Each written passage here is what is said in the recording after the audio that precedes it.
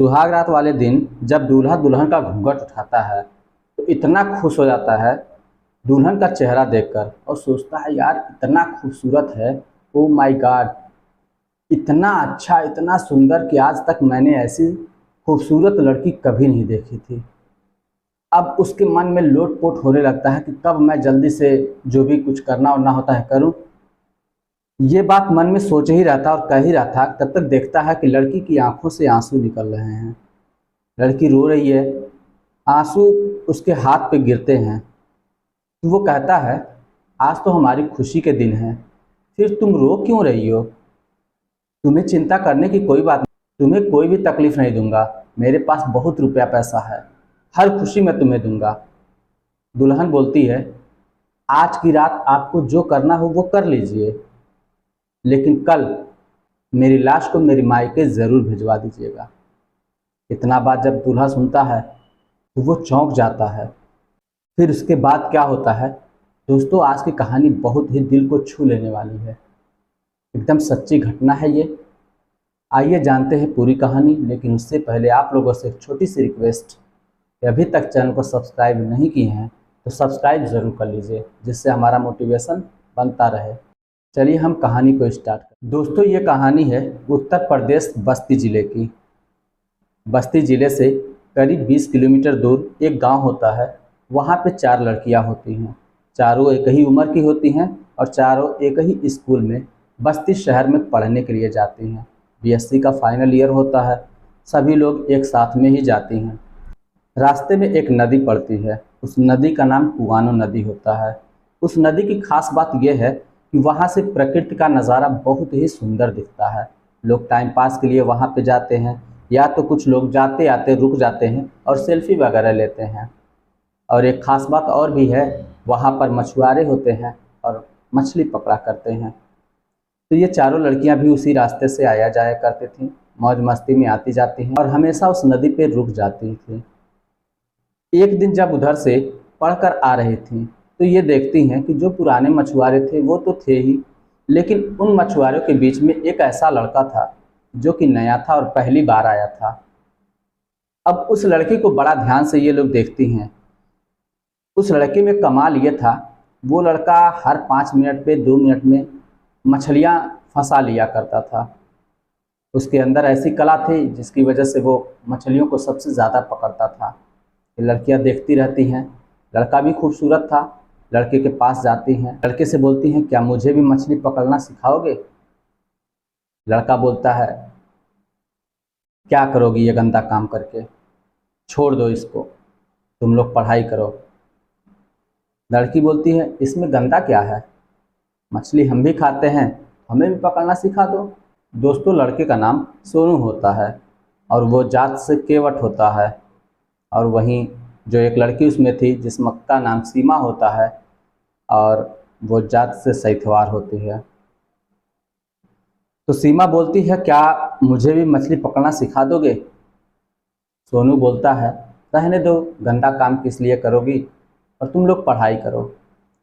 सीमा बोलती है इसमें गंदा क्या है, आखिर मछली तो हम लोग भी खाते हैं ना, तो फिर पकड़ने में क्या हर्ज है। सोनू बोलता है ठीक है, अगर तुम्हारी इच्छा हो रही है तो तुम मछली पकड़ने के लिए सीख सकती हो।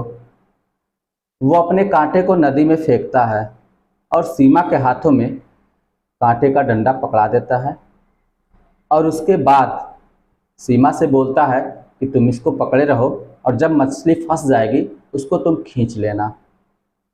5 मिनट का समय बीत जाता है।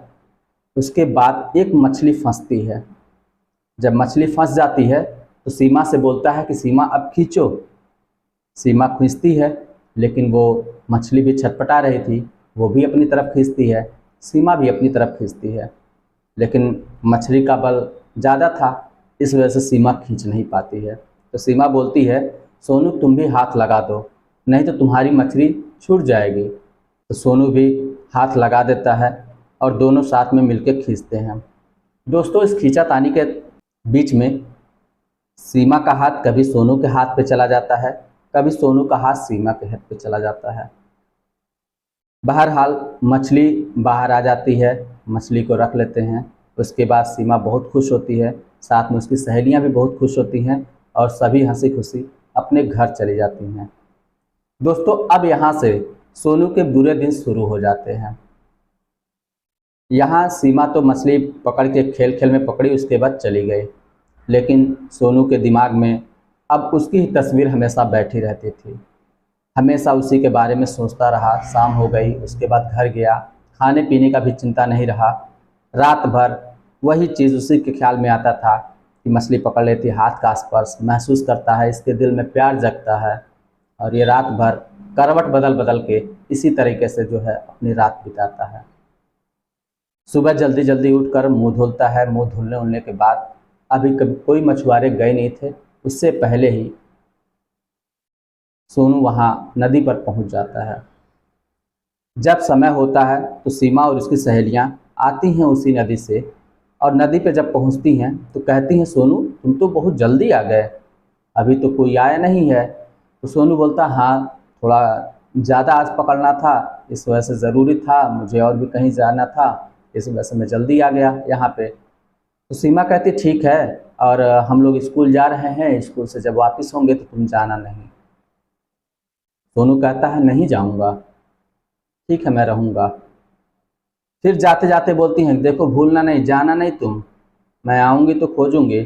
सोनू बोलता, अरे बाबा जाओ तो, मैं नहीं जाऊँगा।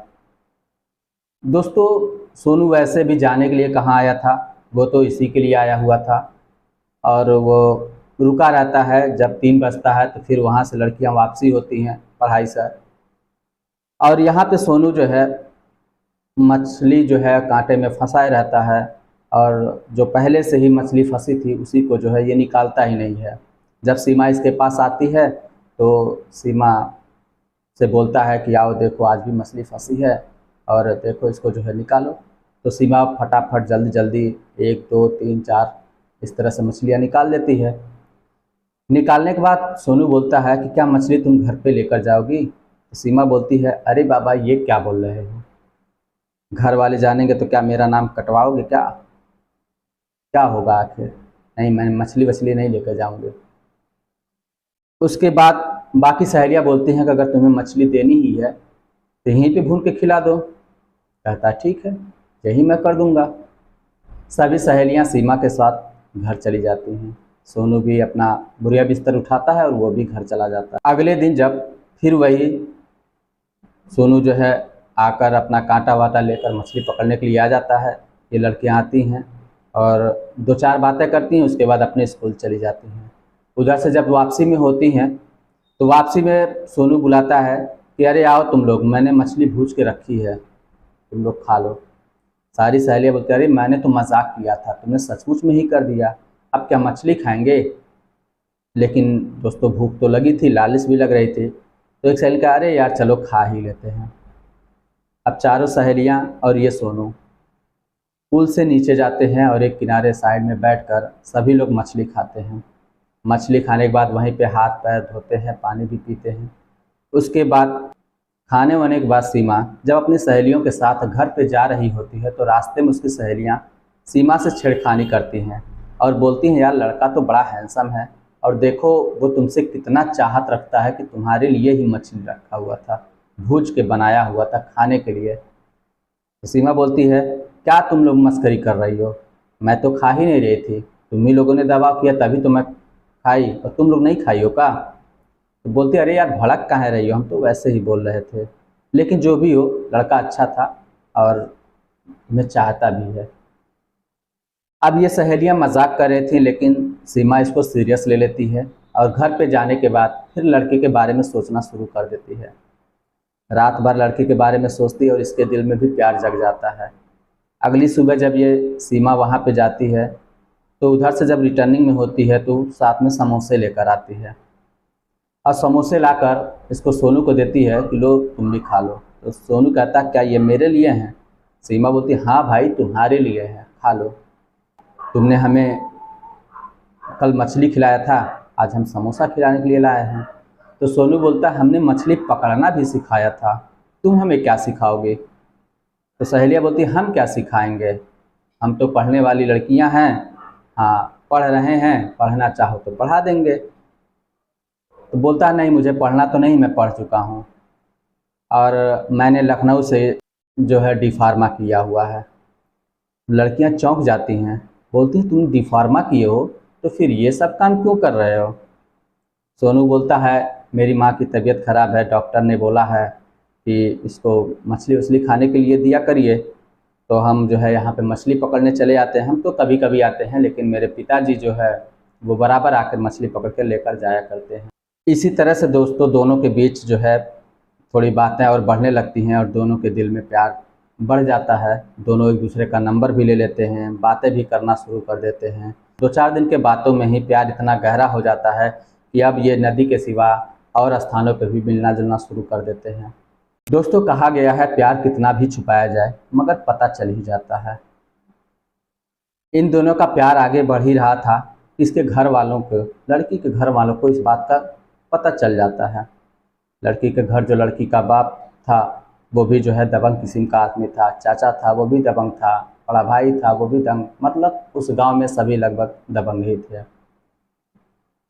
जब सबको इस बात की खबर होती है तो एक दिन सभी लोग 4-5 लोग मिलकर जाते हैं उसी नदी पर और उस लड़के को बिना कुछ कहे सुने मारना शुरू कर देते हैं। सोनू कुछ समझ नहीं पाता कि मुझे आखिर ये लोग मार क्यों रहे हैं।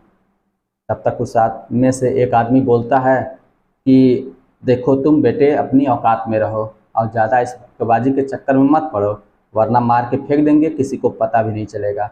तब सोनू इस बात को समझ जाता है कि ये लोग मुझे क्यों मार रहे हैं। अब सोनू 2-4-6 दिनों तक जो है आता जाता नहीं है डर की वजह से, लेकिन प्यार जब हो जाता है भाई तो फिर कुछ भी दिखता नहीं, क्या होगा क्या नहीं होगा कुछ भी नहीं सोचता। 4-6 दिनों के बाद फिर से उसी तरह से सीमा से मिलना जुलना शुरू कर देता है। उसके बाद इसी तरह से एक दिन अचानक में फिर से दोबारा आ जाते हैं वो लोग और दोनों लोगों को रंगे हाथों सामने ही पकड़ लेते हैं। सोनू को बहुत मार मारते हैं, सीमा बीच बचाव करती है और बाकी सहेलियाँ जो होती हैं दूर हट जाती हैं। नौबत यहाँ तक आ जाती है सोनू को अपनी जान बचाने के लिए पानी में कूदना पड़ता है। सोनू पानी में कूद जाता है, अपनी जान तो बचा लेता है। सीमा को लोग घर पे लेकर चले जाते हैं, लेकिन अब घर वाले भी समझ चुके थे कि अब ये लोग बात आगे बढ़ा चुके हैं, ये लोग तो बात मानेंगे नहीं। तब तक दोस्तों इसी बीच में सोनू और सीमा दोनों मंदिर में जाकर शादी कर लिए होते हैं। इस वजह से इन लोगों को लग जाता है कि अब तो ये बात आगे बढ़ के रहेगी, अब इसको किसी न किसी तरीके से इसका हल निकालना होगा। दोस्तों लड़की के घर वाले सोनू को उल्टे सीधे छेड़खानी और जो है चोरी के इल्ज़ाम में इसको जो है जेल भिजवा देते हैं। जब लड़का 3 महीने के लिए जेल चला जाता है तो इसी बीच में सोचते हैं कि क्यों ना सीमा की इसी बीच में शादी कर दी जाए, क्योंकि लड़की यहाँ पे रहेगी तो कुछ ना कुछ गुल खिलाएगी। आनन फानन में उसकी शादी तय हो जाती है। शादी दोस्तों वहाँ से 20 किलोमीटर की दूरी पर ही एक लड़के से तय होती है। शादी हो जाती है। शादी होने के बाद दुल्हन दूल्हे के घर जाती है। फिर यहाँ से ये कहानी स्टार्ट होती है सुहाग रात वाली बात। तो जब ये सारी बातें रात में हो रही थी कि सुहाग रात में कि तुम बहुत अच्छी काफ़ी हो, बहुत सुंदर हो, सुशील हो, अच्छी हो, ऐसी दुल्हन मुझे कभी नहीं मिल सकती, इतनी प्यारी लड़की मैंने नहीं देखी थी। तो वही लड़की दोस्तों बोलती है कि देखो मुझे आज की रात जो चाहो वो कर लो, जो लेना चाहो ले लो, जो करना चाहो कर सकते हो, क्योंकि तुम्हारा हम पर पूरा अधिकार है, लेकिन कल मेरी लाश को मेरे मायके ज़रूर भिजवा देना। सारी बातें होती रहती हैं। तो क्या बोलता है कि लड़का जो है वो फिर घर से बाहर निकल कर आता है और थोड़े समय के बाद फिर अंदर जाता है। जब अंदर जाता है तो सोनू के साथ में लेकर जाता है।